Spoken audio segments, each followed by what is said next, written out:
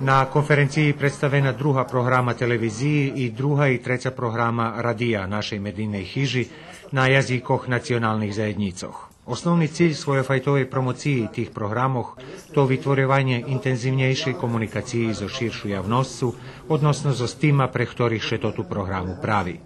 Mi trenutno emitujemo dnevno više od 6 sati televizijskog i punih 48 sati radijskog programa na čak 10 jezika nacionalnih zajednica, po čemu smo ne samo regionalni, već vjerojatno i evropski rekorderi, pa tako i uzor mnogima što se komunikacije na manjinskim jezicima tiče.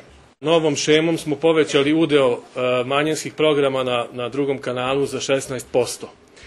Ako bismo merili samo onaj deo programa i recimo između ujutru u 7 i uveče u 11 sati, mislim da bi taj procenat povećanja bio i još veći.